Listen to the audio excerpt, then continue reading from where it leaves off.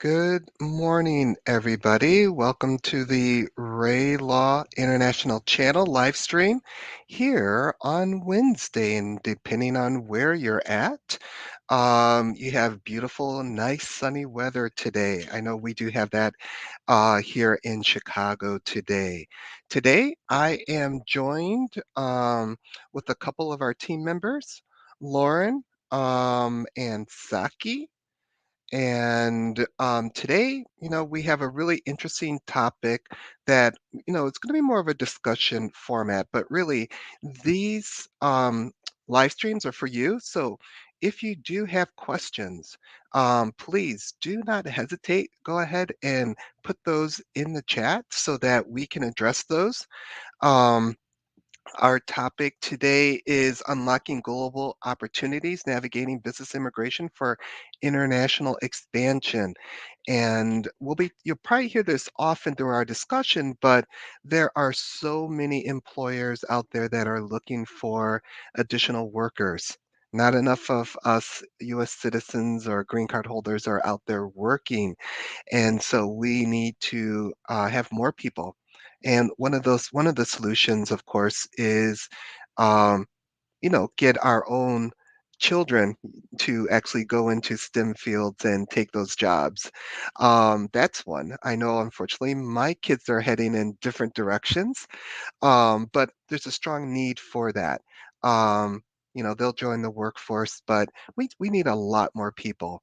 Um, you know, I'll give a couple more stories as we move along, but um, that's going to be sort of the theme, and we're going to explore some of the current ongoing issues facing our government and our immigration system and give you guys some suggestions on how to, you know, either get more people in and do it the right way, of course, legally, and then also, answer any of those questions that you guys have. So do not hesitate, put those questions in the chat, and we'd be more than happy to address those. I'm going to let Lauren and Saki introduce themselves. Lauren, why don't you start off? Hello, my name is Lauren. I'm one of the attorneys here at Ray Law. We do business and family based. So, although this little chat we're having today is mostly about business, like Anthony said, if you have a comment, you can leave it. And that comment can also be family based questions.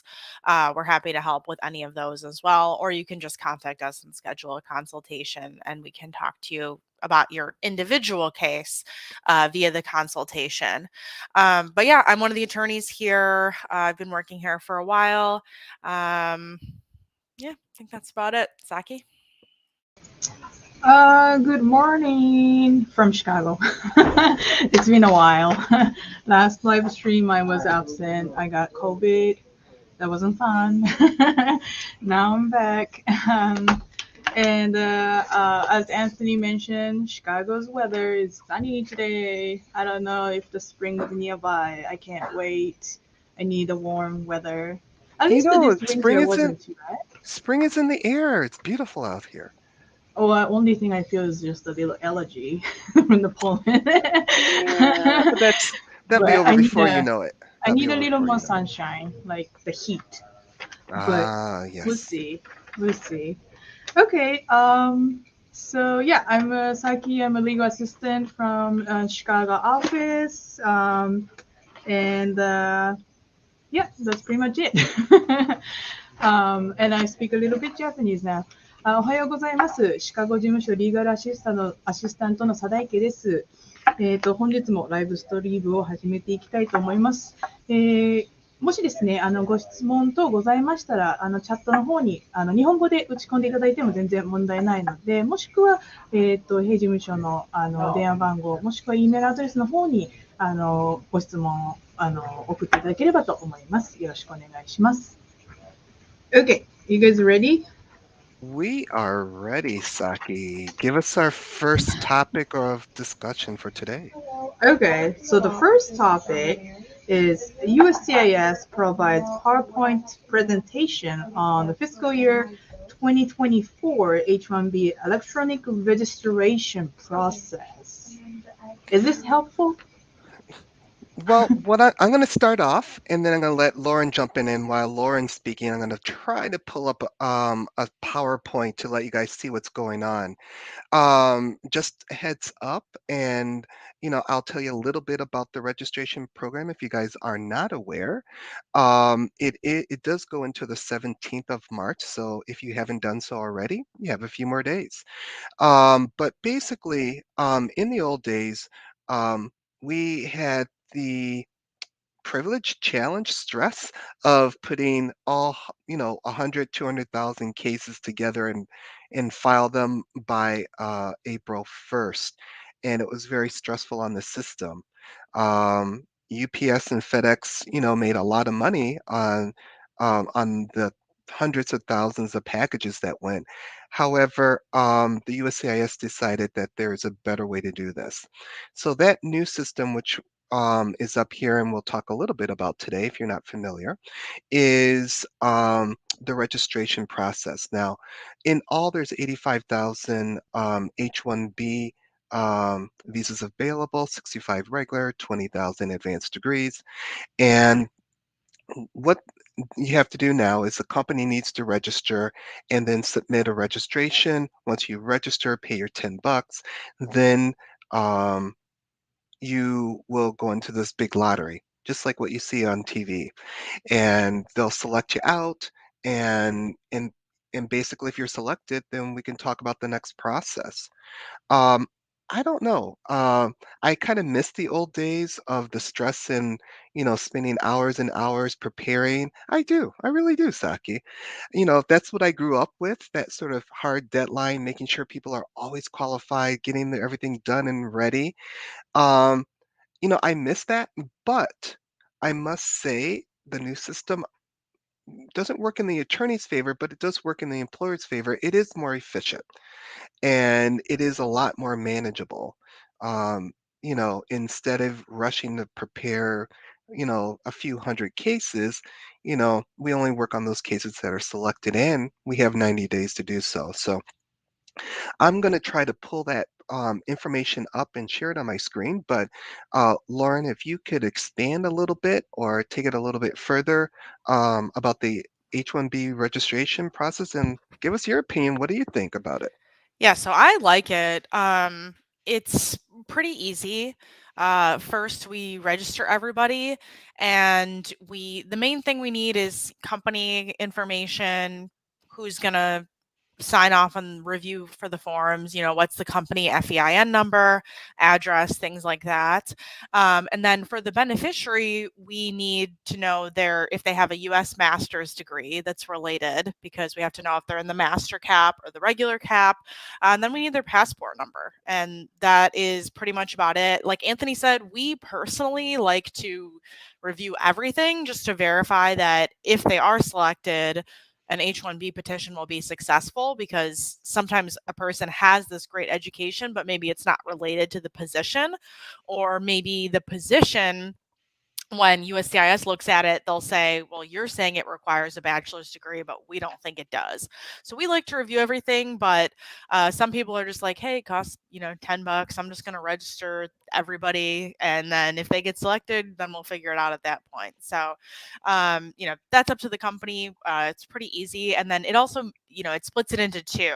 So once we register everyone, we only have to file the petitions that are selected. So it does cut down on that amount of crazy paperwork that we have to do. And there's a window to file, which is nice. So it's not like, you know, some people file right away. As soon as we get the notice, they're like, we're ready to go. Let's get this done. Other people, we don't like this, but sometimes we have clients wait till the last minute, they struggle to get documents, and we're happy to work with them, but it goes from like April to end of June. So, you have a little bit more time, a little bit more wiggle room as well to get that done. So, yeah, that's kind of my 2 cents. I like it better because it's a little bit easier to do with the registration and then actually filing the petition in 2 steps. But Anthony, you were going to pull it up? I tried to share it. I don't know if it was actually shared on the screen, I so don't see it. I don't know. All right. Hopefully the guests, if you guys saw it when Lauren was speaking, just get put a message in the chat. Let me know. If not, feel free to reach out to us, and we can always pass that along so that if you want to get more information, you can do that. One thing I wanted to add about this is, at right now it's only $10, so you know. That means it's so much more easier for employers to play the odds, so to speak. And that means just file whoever, as long as you've got a passport, of a foreign national, you can file. And sometimes employers have to do that to meet the numbers. At the top of the show, we were talking about employers not having enough employees. I was speaking with someone on the way over recently when I was flying, and they were saying for a huge, large construction company, they have to shut down factories because they don't have enough employees to make certain parts. It's crazy that, we don't even have our, it's really tough. And now, we're talking about, or at least in the news, we won't talk about it too much today, but the US is trying to, make up that chip shortage and the issues that are going on globally. Who's going to make all these things? Who's going to process these things? We need people to work in the US. And so, one of the other things, and we'll talk about it later, is we will encourage employers to reach out to us so you guys can learn all the visa categories, how to use it, how it can really benefit your company. It's not as scary, it's not as complex as you may think. And I think once you truly understand it, I mean, it's going to be a huge advantage for your company to bring in resources that really want to work and work hard. All right, Saki, take us to our next one. So I heard the registration fee is $10 right now, right? $10, that's it. You got $10? Oh, that's good because you know what? I heard some USCIS fee is gonna increase. So what is going on with this news? The USCIS fee increase, and then also the when can we expect to see the fee increase? Like, how can I voice my opinion? Very good question. I thought you wanted to sponsor someone's sake. I thought you had $10 to, instead of spending on Starbucks coffee, you wanted to bring someone in and help a person out. But anyways, yes, if you haven't heard, the 60-day period for questioning or putting your comments in for the fee increases is up. What that means is, you know, the government could increase fees anytime now. So if you are an employer, family-based person, um, you know, you need to be aware of that. If you think, your attorney's fees or File fees, now because they're going file up. now. A lot of attorneys are telling their clients to do that. File now. If you think you're going to file someone L's, E's, H's, whatever it is, you better not wait because I'll go over the statistics and the numbers. I'll bring that up real quick, but to discuss. But it's outrageous. They're The going up a lot. Yeah. There are a lot, and I was let me see. Lauren, if you I actually had some of the percentages. I'm gonna pull that up while if you can kind of give me your opinion and take on some of these fee increases. Um, yeah, I mean, I think they're probably going to go through right now. It's at a comment page. So I think Anthony's going to show you how you can make a comment on the public access. I don't know what they call the website, but basically you can comment to the Department of or sorry, comment to USCIS, do or rulemaking, do you think this is an appropriate fee? They're supposed to take them into consideration. Maybe if they get a ton of them, they'll change their mind, but they're probably just going to go up anyway, no matter how many people comment, because inflation's going up and they don't have a good budget from Congress. So they have to make money somehow to pay their workers and hire more people to process these cases. So the fees are probably going to go up, and they're going to go up a lot. It's already expensive to file an H-1B petition, especially like a transfer or a cap case. There's a lot of fees that go along with that. And we don't see it going down in the future. So like we said, if you have to file someone, we recommend doing it as soon as possible. This is for business or family based. They're all, most of them, do show that they want to raise the fees. There was like one or two that went down, but for the most part, all of them they want to raise. So our recommendation, file it as soon as possible so you don't get hit with that increased filing fee. No one wants to give the government more money than they have to. So I don't know if Yeah, you got that working, Anthony. actually, unfortunately, no. So I'm going to have to verbally go over the information that we have so far. But if from my recollection, H-1Bs, the filing fees right now, you're looking at anywhere, depending if you're using premium processing or not, filing fees anywhere from 3 to 4,000. But they're going up at least, I think, 100%. They're, essentially, they're doubling, guys. E's are going up, L's are also going up. It's going to be a lot more expensive. The H-1B registration that we just talked about, the $10, and if you didn't, the comment period is already passed. Unfortunately, that was up until the 13th. But I mean, it's like 2,000% is what was calculated. So the $10 is is going to be gone. I don't know why it has to be 2,000% to pay for what? Why? I mean, one of the comments from ALA, American Immigration Lawyers Association, and other organizations is, hey, explain why you need to go up 2,000% on a H-1B registration that's a lottery. It's all computer generated. What's the basis? You know, we understand they're probably short on staff, as most U.S. government agencies are. But also, we want to see improved processing times. One of the greatest complaints of everyone practicing immigration right now is the processing times. So if we're going to bump the prices up this much for 100 or 200% or even 2,000%, the government really needs to come back and tell us, you They know, need to hire more people. We need to and see some improvements on that.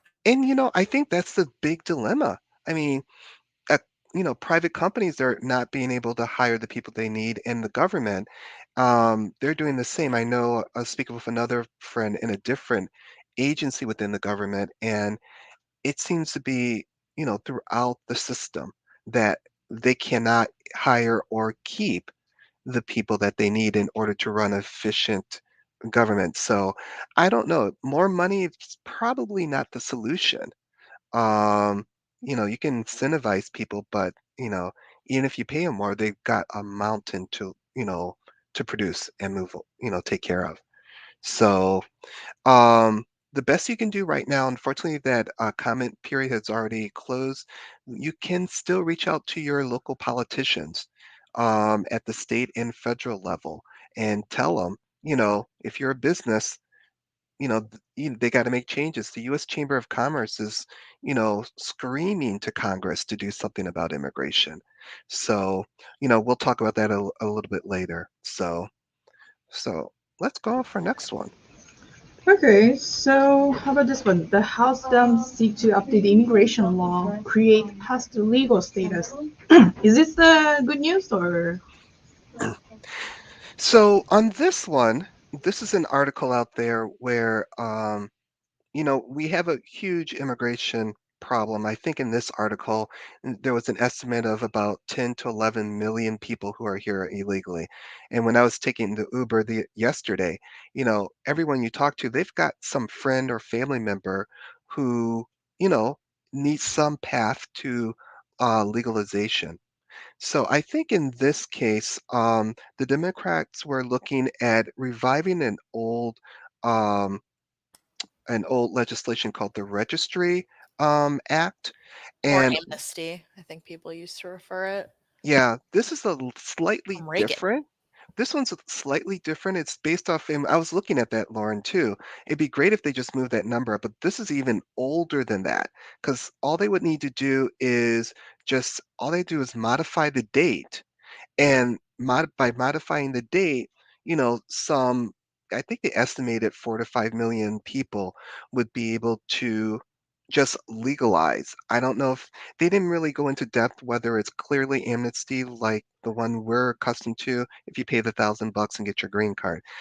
But of course, just like DACA and everything, immigration is a sticky subject here. So, what you really need to do out there, if you're a business, if you're a US citizen green card holder, or an interested party, you really need to reach out to, um, the House Democrats, Republicans, and also the Senate, because even if it passes the House, we got to go through the Senate. We need something to pass to help these people out. And I think one of the worst case scenarios is you have these people working for 30, 40, 50 years, and they pay into our Social Security system, but they can't tap into it. So they're Yeah, I think a stuck. lot of people don't realize that most immigrants that we see, Hmm. they are actually paying taxes. They just don't get any benefit to it. They will get what's called an I-10 number to be able to file their taxes, even if they don't have a Social Security. And they're using that and they're paying into our system, but they don't reap any benefits from it. So, it's not like they're dragging down any sort of, social welfare system for the most part. Obviously, there's different cases for everybody, but in general, yeah, these people are paying taxes and they're not able to access that money. And finally, before we move on to the next one, just to, add on to what Lauren's saying is, if we do legalize these people, there's our available workforce. There's our, individuals we can train, educate to be in the STEM fields. So I think all too often, many of us Americans have a very narrow idea of who foreign nationals or immigrants are.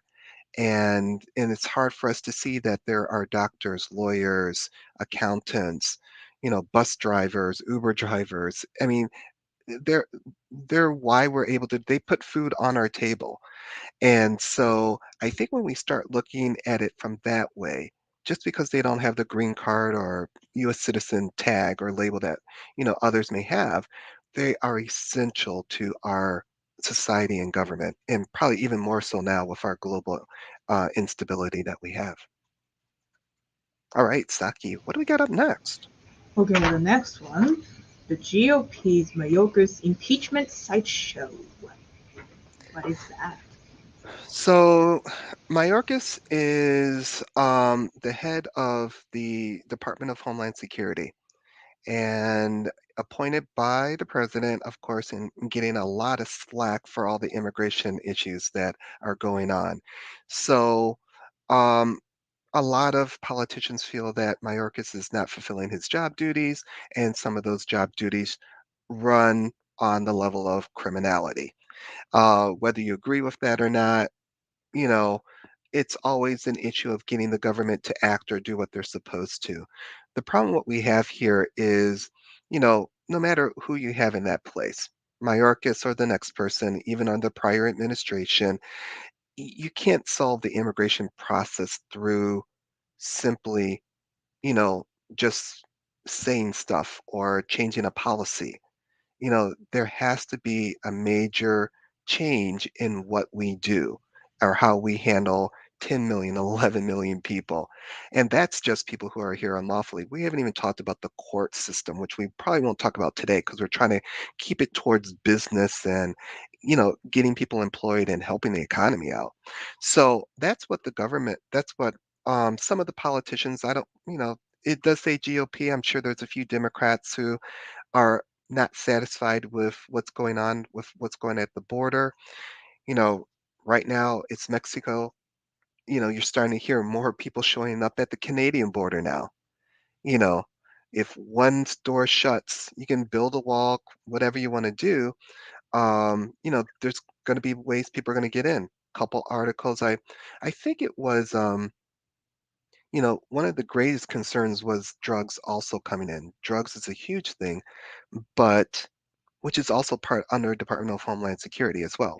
Even though we're focused on immigration, you know, customs and illegal drugs are an issue that they're supposed to be in charge of. So that's one of the driving forces. But for today's immigration, um, you know, I don't think replacing the head of the DHS, Department of Homeland Security, is going to make a huge difference. Congress needs to actually, both Senate, House, they need to get their act together Otherwise, the problem's just going to continue to mothball. Yeah, it's also, I mean, it the border issue, I think they're trying to solve it with Biden just did an executive order to try to allow people from Haiti and other countries to first apply online, and they can't apply at the border. There's going to be legal challenges to that. There's always some sort of legal challenge, so it's difficult. Their hands are kind of tied with how much they can actually do without Congress acting. Like it kind of has to be Congress, the fire's coming from within the House. Like, just they need to do something and they have the power to do something. So, whether it's a Republican or Democrat in charge of Department of Homeland Security, that person's hands are tied by the laws and Congress makes the laws. So, it's kind of silly to me, either side going after Department of Homeland Security when they're the ones who can actually do something. So, they just yeah, I think their approval ratings are pretty low, and that's part of the reason why, at least in my opinion, so. Saki, cue us up for the next one. What do we got? Okay, next one is the public charge rule. What impact have we seen thus far? I think on this one, I'll kind of, maybe other people can chime in, but this should be a quick one. Everyone was really concerned about the change on the public charge rule that was implemented last year. They changed the I-864. From our standpoint, I don't think there's been a much of a change or, you know, an issue. We're still getting cases approved and cases are still moving forward with the changes that have been made. Um, were they necessary? Probably not, but hey, you know, they can put in all the policy and changes they want to, whether they're efficient or not. But from my standpoint, not a huge change. Anybody else? Any insight regarding the new I-864 form? No, I mean, the the requirement was there already, so it's, they do these things to make it look like they're doing something, but it really doesn't change much, from the day to day. All right. I told you it'd be a quick one. What do we got up next? The next one is EU immigration barriers are forcing US companies to outsource and relocate employees. Yeah, this is a huge one. As I mentioned before, employers will find a way to make money. The business is there. Our economy is strong. Inflation still keeps going up, as everyone knows, and we see the impact of the Fed and what they're doing. But we are not financial experts, but we do talk to our clients, and you know, immigration. Some of the barriers we should really be. It's not that you lax them. Maybe you increase the numbers, such as H-1Bs, or you still screen everyone to make sure there's no bad people coming in, and try to balance it out. If there's fears, which aren't really substantiated, of people just hiring foreigners and not hiring U.S. citizens, then come up with policies to make it more transparent for employers to disclose that information. Um, you know, Congress has the tools to utilize immigration, bringing people in, so that we don't have to send them abroad. And I think one of the things that a lot of U.S. citizens and people are not realizing is if we can't, us employers can't find the employees here, we're going to find them, and in most cases at a lower salary. I mean, just looking in the Philippines, it's almost embarrassing what their hourly rate is to what we have to pay someone here for a professional position. And I think once US citizens start to see that, hey, you know, our jobs are still going abroad, they'll make that change. One of the other things, at least in the auto industry, more and more companies are moving their manufacturing down to Mexico. You know, a president can't stop that. That's just economics.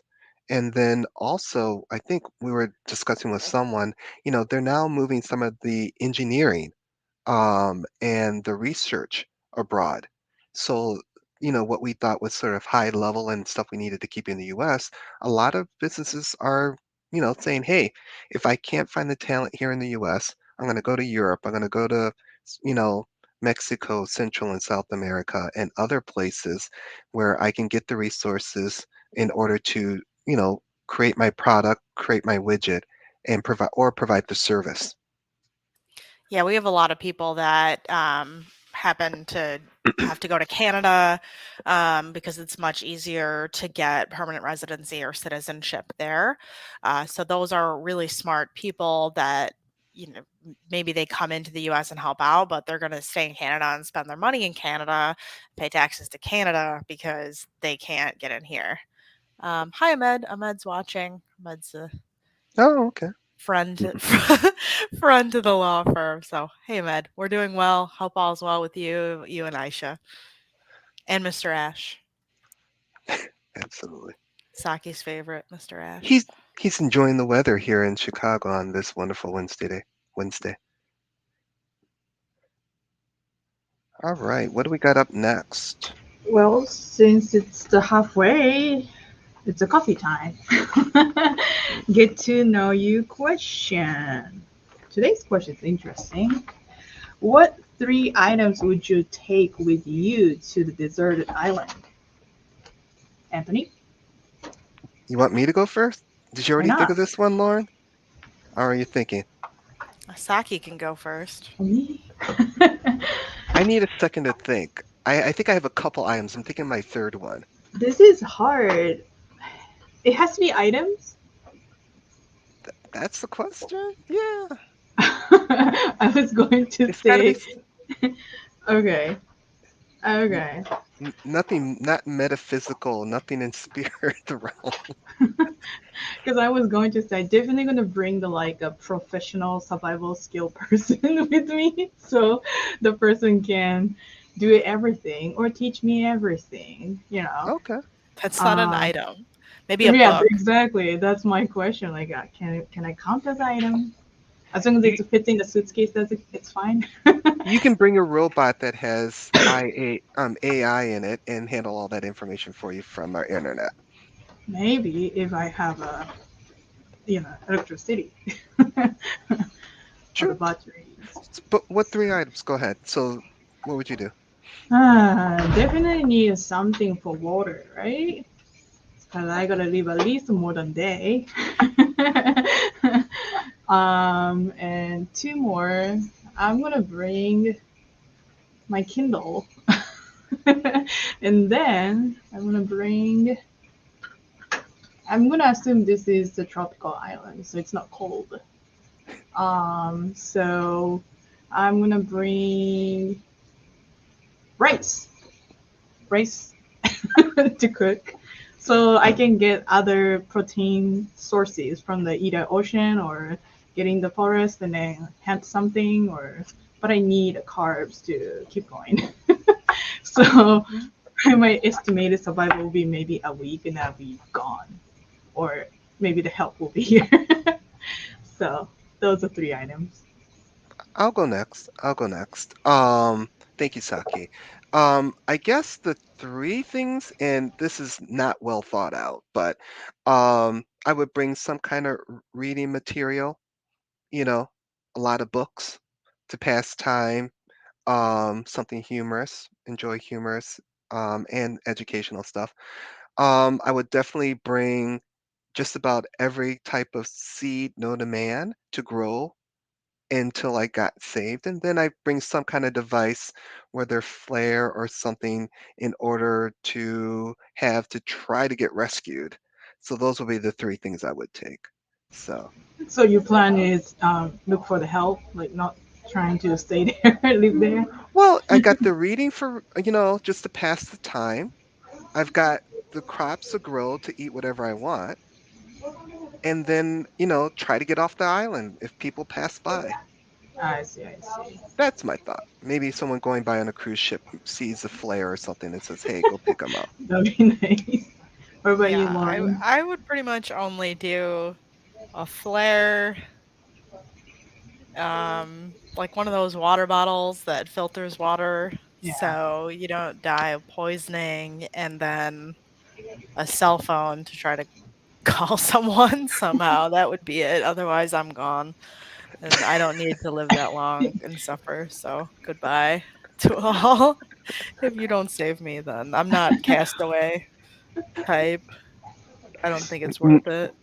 you wouldn't stick it out with the volleyball then, would you? Definitely not. Definitely not.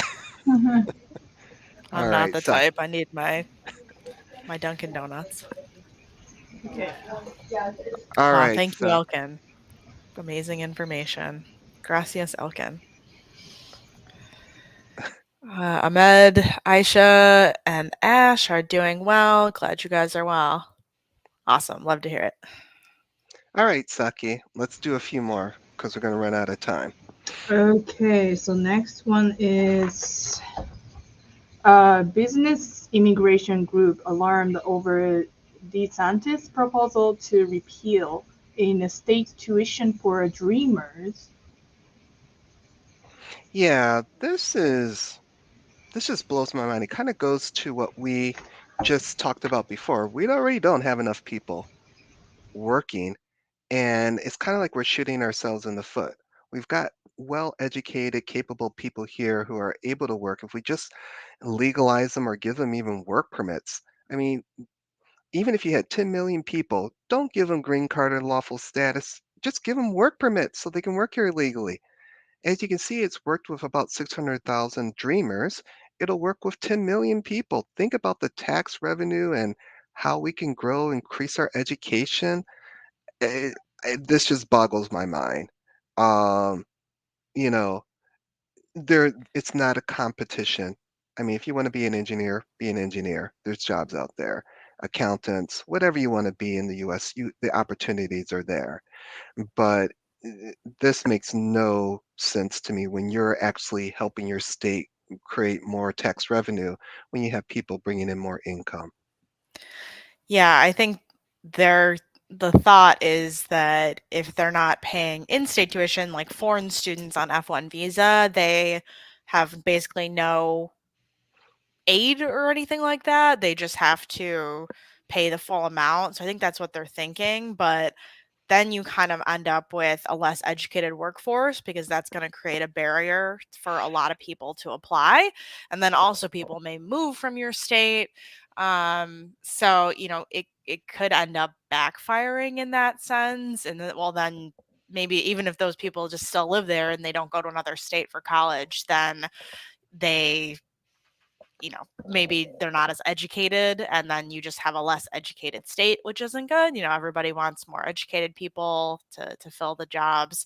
And then, like we said, in our opinion, from what we've seen, a lot of people do pay taxes, especially dreamers. They all have social security numbers, so they are paying taxes and working legally here in the US because they have a deferred quasi status. They can't be deported. So in that sense, it's not like they're not paying and getting this benefit. They are paying. So it seems kind of like a lose, personally, even though it might on its face sound like, okay, the state's going to save money. To me, it sounds like it might be a lose. But people have different opinions. So And one of the things before we go on to the next one, just to kind of, you know, s- back that up, I think the problem is that a lot of us US citizens, we don't understand immigration, you know, and even educated people's like, well, immigrants think a different way. I'm like, no, they don't. They're just like you and me.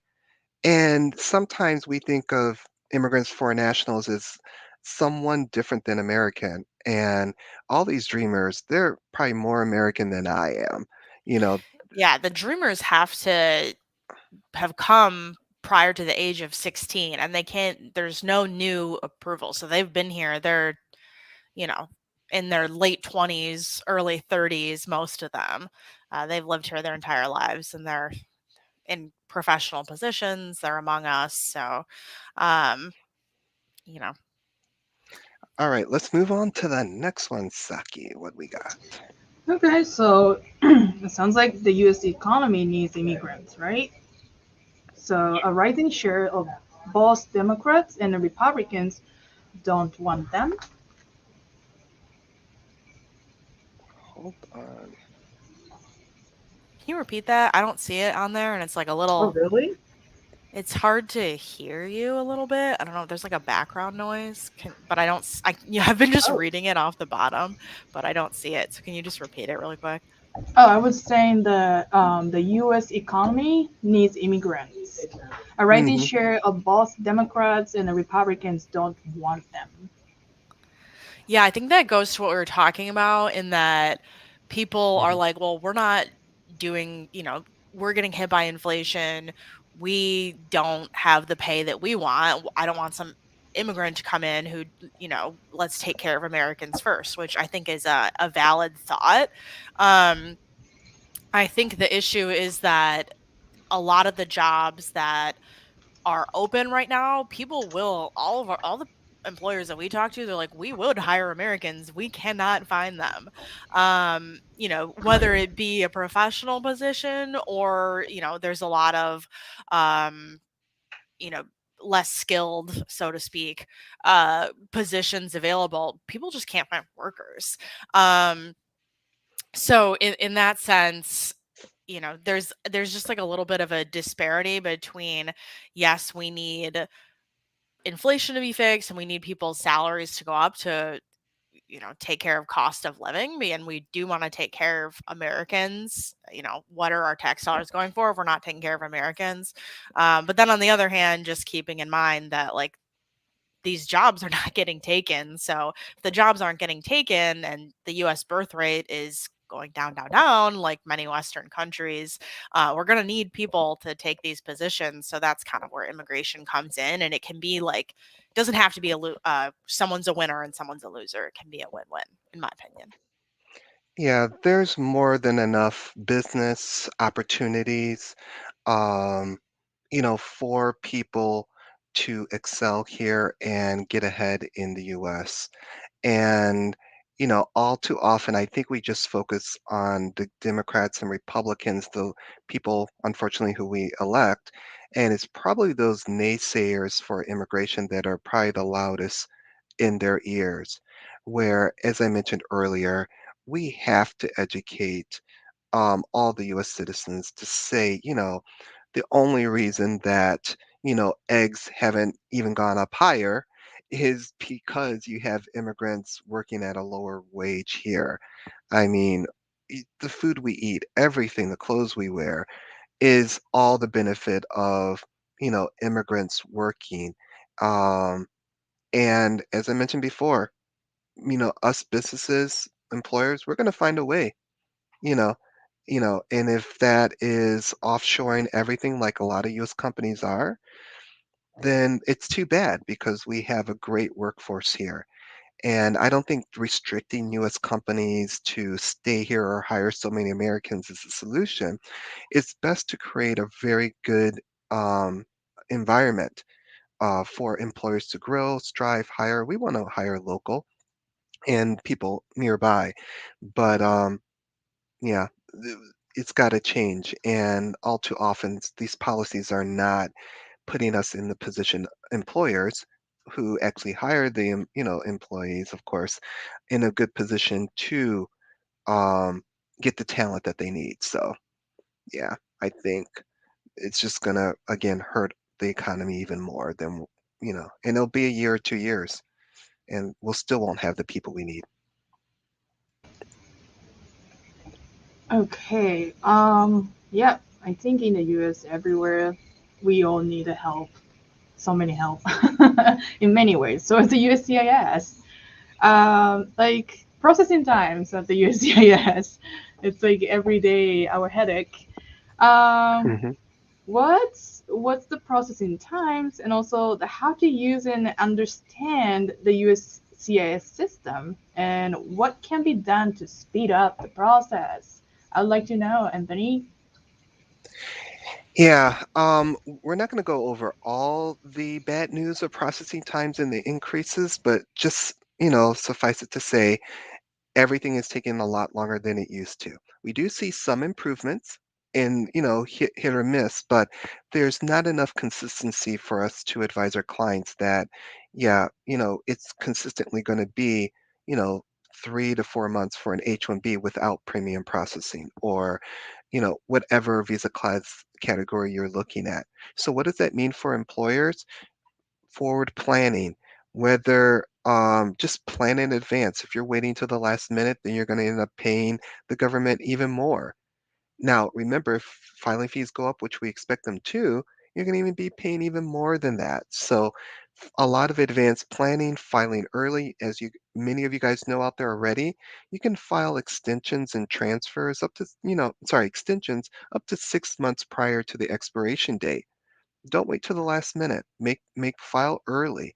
So maybe you don't have to spend an additional $2,500 or give it to Uncle Sam. But unfortunately, because we're having some technical difficulties working with multi-screens, I'm unable to share and go through each of the steps. But basically, what you want to do to find the USCIS processing times is to go to the USCIS website. On the right-hand side, you'll see processing times. And then there you'll select that.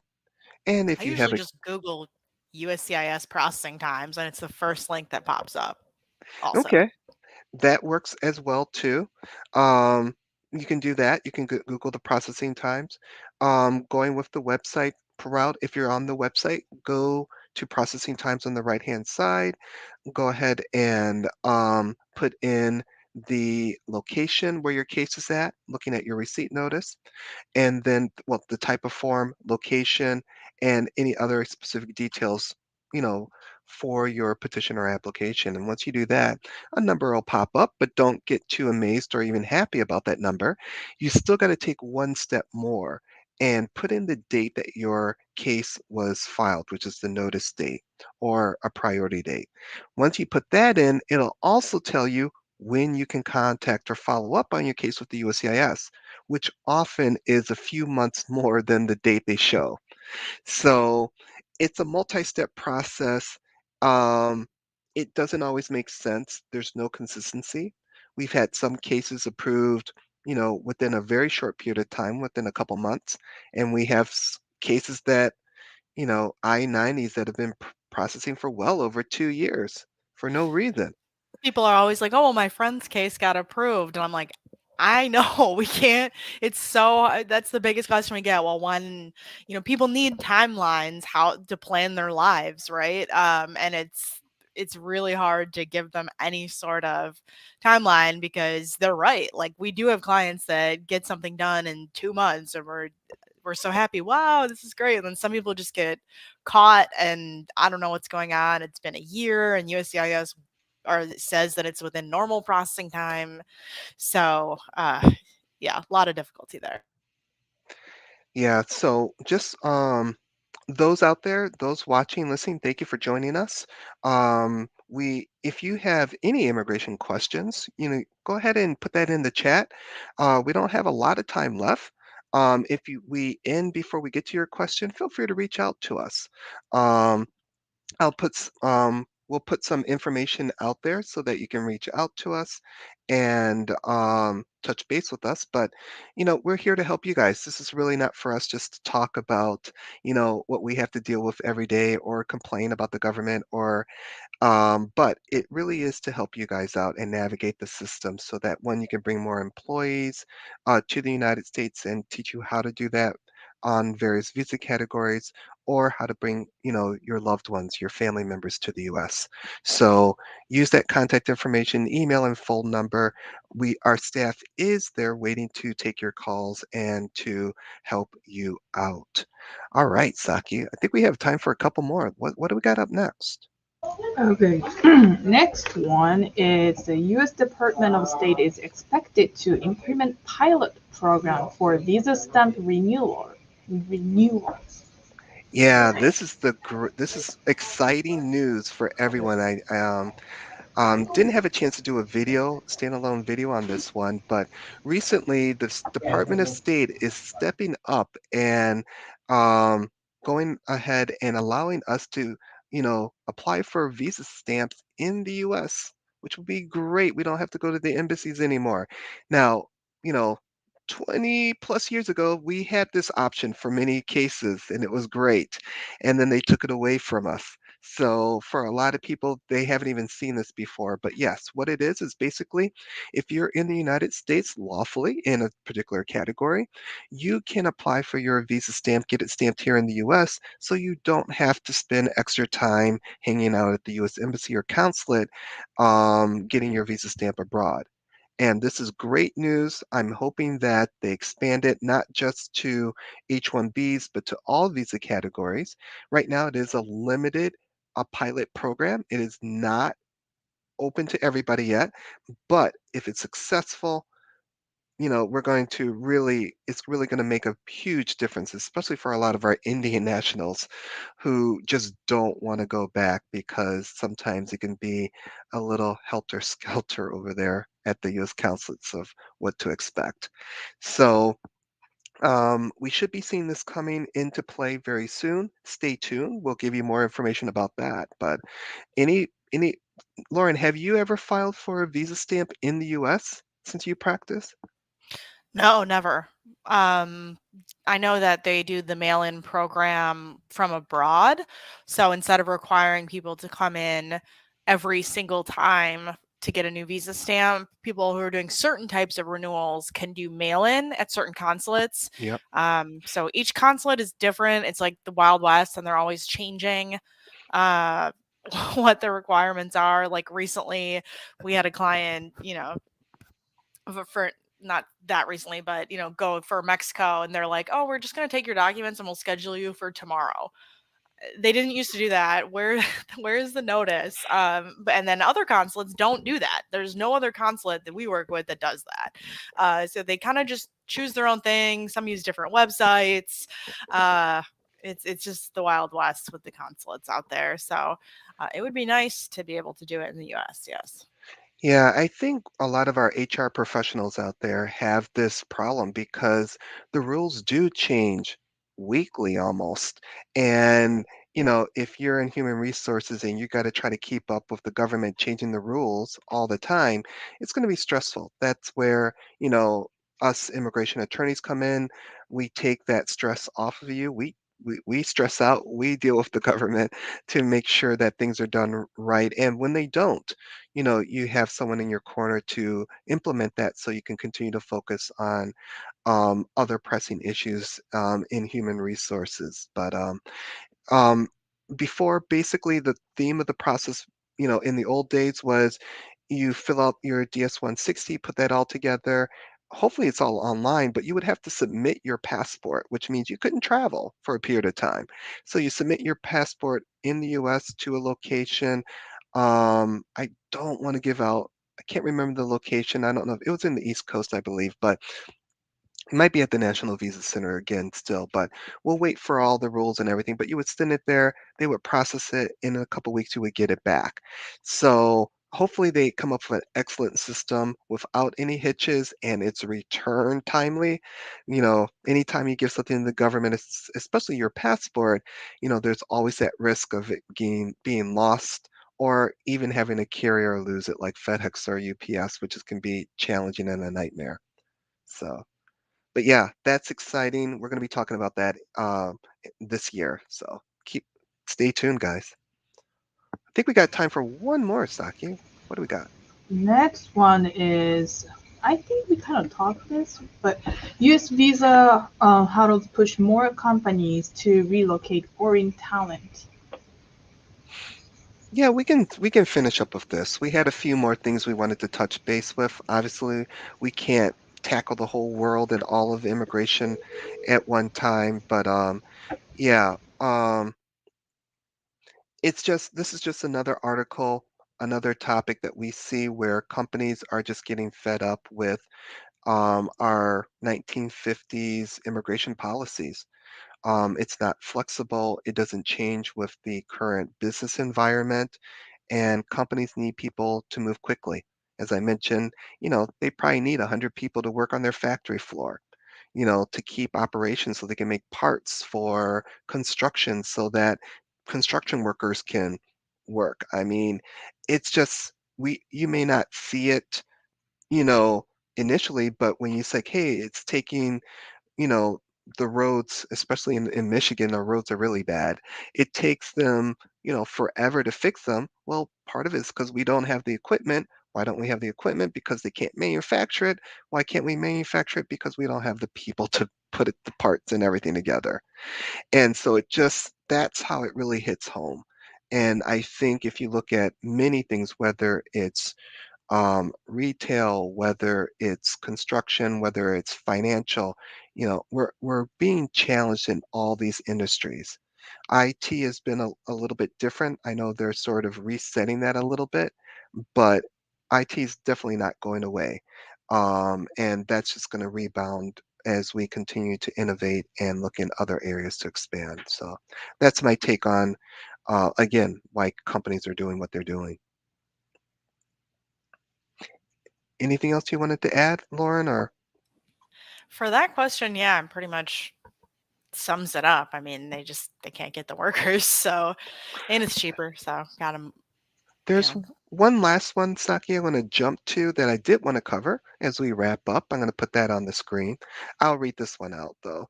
What are our clients' favorite visa categories to help them expand their business here in the US? I think this will be very helpful. Um, I'll jump up and take a swing at this first. A lot of our clients, especially in the Americas, they're using TNs like crazy. Um, you know, where they are getting people, skilled people, educated people, and it's going back and forth. So TNs are really big. I think with the H-1Bs, there's just not enough at 85,000. H-2Bs are capped at 66,000, and these numbers are a drop in the bucket. I mean, last month or this month, our numbers for new hires was 300,000, you know. So immigration is just even a small part of that. So we need to increase the numbers in order to get more workers here, unskilled professionals. Um, you know, we need intellectuals as well, at universities and, executives to move our economy to keep it strong. We don't want our economy to stall out. And again, in this, global situation where we may be making our own computer chips or we may have to do a lot of the stuff anyways, who's going to do that? So TNs are really big. H's, they have that limit, which makes it difficult. I think we need to increase the limit. We love the H-1Bs, it's just not enough of them. And a lot of our clients do use a lot of L visas. We encourage a lot of companies to set up branch offices in other locations to be able to transfer employees over here. So anything to add to that? What are you seeing, Lauren? Yeah, I think the TNs, if you can find workers that are from Mexico or Canada, those are much easier to process. The H-1B, if you can get it, great. But yeah, just getting over that initial hump of getting actually selected. Um, you know, you got a couple more days. If you have someone that you're thinking of filing, you can definitely go ahead and register them. And the registration, again, only costs $10 for now. So could be a Hurry good up. option. Yeah. Hurry up. One final thing I want to reiterate as we close today. And we thank you all the participants and people who made comments. Remember, ask questions. But the key thing is if your company doesn't understand immigration, there's thousands of companies out there that turn down awesome people, you know, qualified people, but they don't understand immigration or don't look at all the solutions. Reach out to us. We would love to speak with those employers to educate them. There's a lot of educational material on our YouTube channel. Check that out. But if you want something specific, regardless of your area, I mean, it could be home care, it can be nursing, it can be architecture, accounting, finance, whatever it is, immigration is in every area. So reach out to us. We're willing to educate U.S. employers. And what that does is that helps you find the right people, really great workers, people eager to work, and to grow your business as well. I want to thank everyone for joining us. And on behalf of Lauren Saki and the rest of our immigration team, thank you so much for joining us. And we will see you soon in a video coming, okay? Take care, and you guys have a great day.